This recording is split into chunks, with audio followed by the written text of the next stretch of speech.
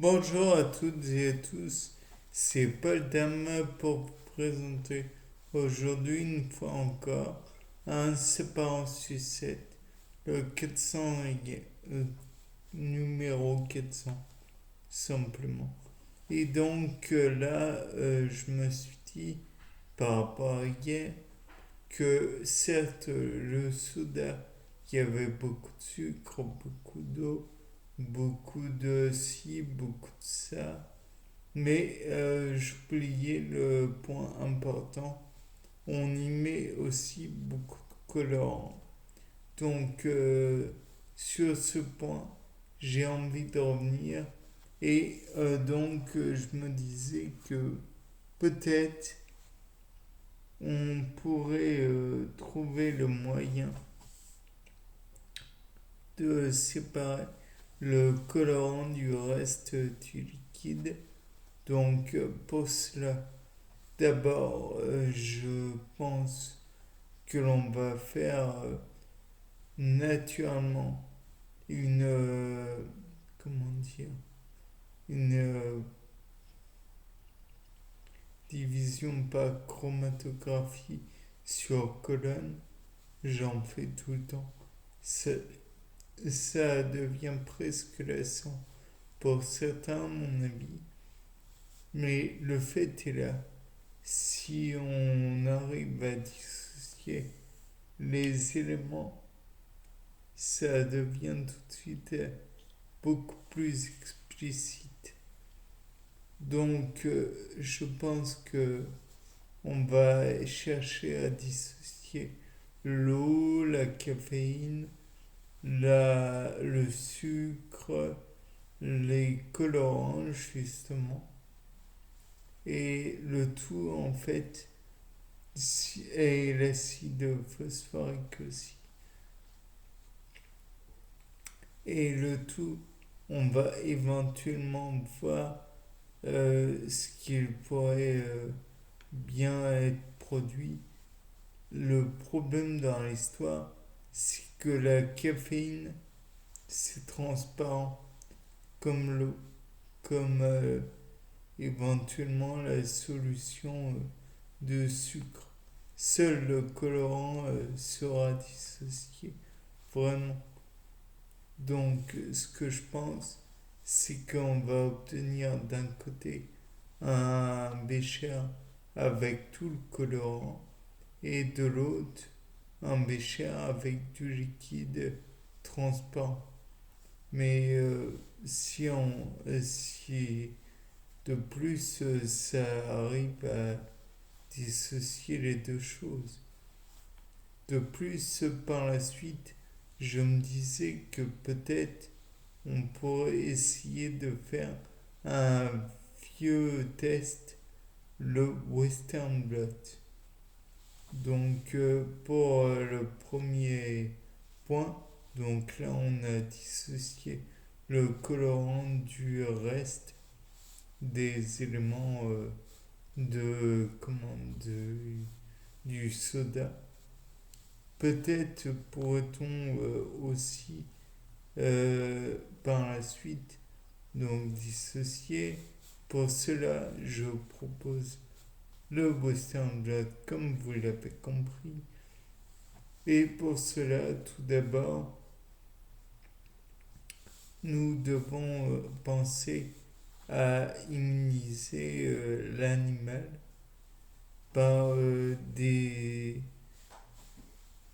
produits que nous connaissons. Donc, tout d'abord, immuniser contre l'eau, c'est peut-être pas la meilleure idée qui soit. Mais immuniser contre du sucre, peut-être que cela peut se produire. Immuniser contre de la caféine, c'est possible aussi à mon avis. Immuniser contre de l'acide phosphorique qui a un pH de 1 voire 0, je ne vais pas tenter chez un animal parce que je risque juste de le blesser fortement. Donc, on va essayer de retirer le sucre et la caféine. Donc, pour cela, on va essayer de faire migrer tout d'abord les éléments sur un banc d'électrophorèse tout simple.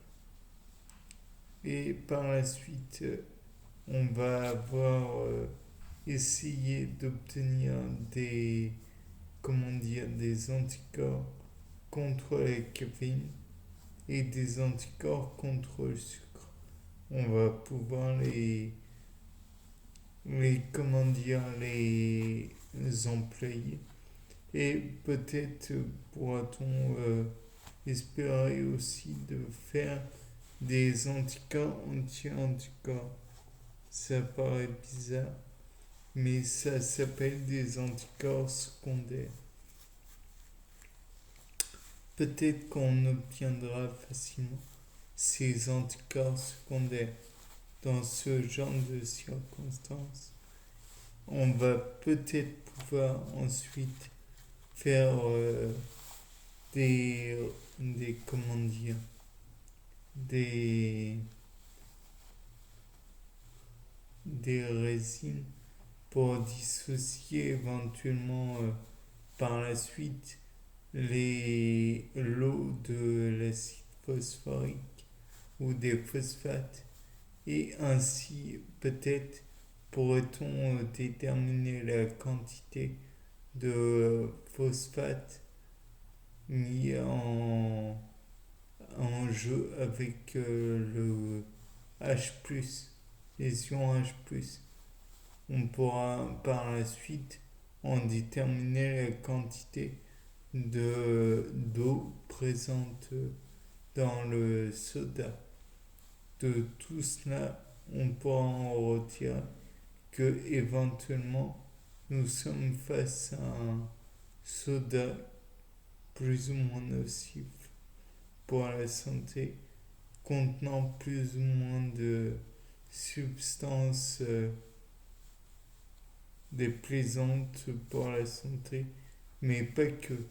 Peut-être pourrait-on déterminer aussi les effets du sucre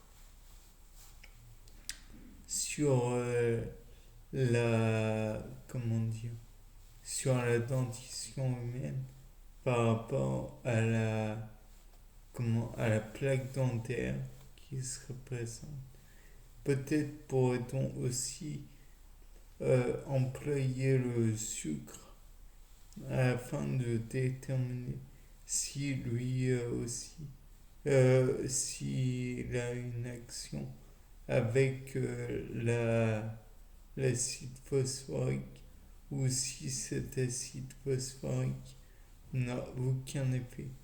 Dans ce cas, on pourrait envisager de mettre sur une gélose la plaque dentaire et le mélange sucre-acide phosphorique.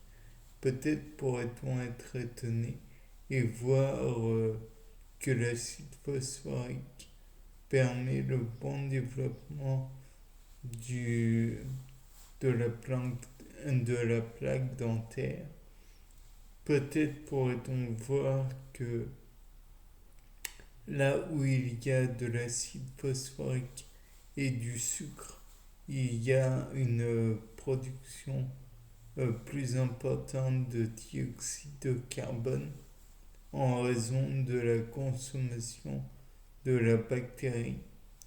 Ou alors pourrait-on envisager le fait que les bactéries ne s'approchent pas de ce milieu très acide.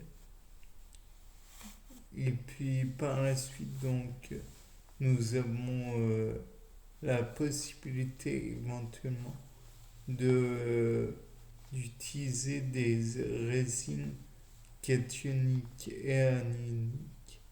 Peut-être pourrait-on séparer l'acide de l'eau et donc en déterminer un pH selon la formule, entre autres, pH égale moins log de la concentration en H3+, ce qui serait pas tout à fait valable, puisque je vous rappelle qu'il y aurait toujours l'ion phosphate et que celui-ci n'est pas anodin. Il peut produire des doublés d'électrons. Et d'après la théorie de Lewis, est un acide en puissance. Donc une substance qui peut donner des doublés d'électrons et donc être capable de coorder au même titre que les acides de Bronsted. Bien, c'était Paul Dam pour un nouveau sapin en sucette. Au revoir.